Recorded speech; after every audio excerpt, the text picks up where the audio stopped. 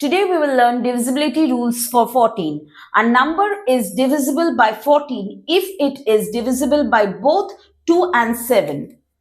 So for example, let's take a number 308. Now let's check whether this number 308 is divisible by 2 or not. We see the unit place is 8. If a number ends with 0, 2, 4, 6 and 8, then that given number is divisible by 2. So 308 divisible by 2.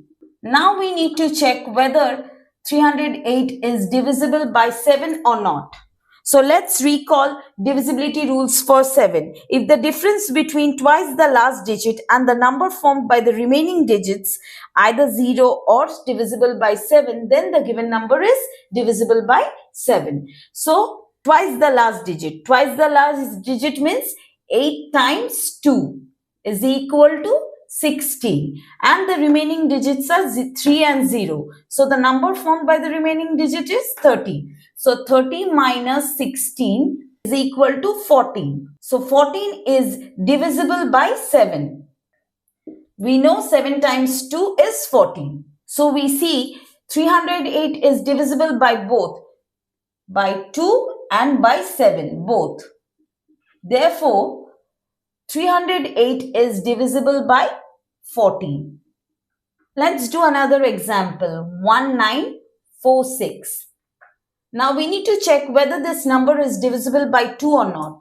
So the last digit is 6. Therefore, 1946 is divisible by 2. Now we need to check whether this number is divisible by 7 or not. So the last digit is 6. Twice the last digit is 2 times 6 is equal to 12, and the remaining digits are 194, and the number formed is 194. 194 minus 12 is equal to 182. So 182, we need to check whether this number is divisible by 7 or not. To check whether this number is divisible by 7 or not, we can do the repeat process, because we know 7 times table up to 7 12s.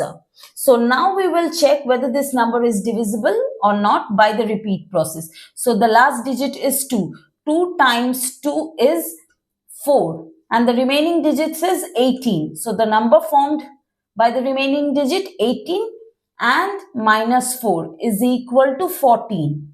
So 14 is divisible by 7, because we know 7 times 2 is 14, divisible by 7. Therefore, 1946 is divisible by both 2 and 7.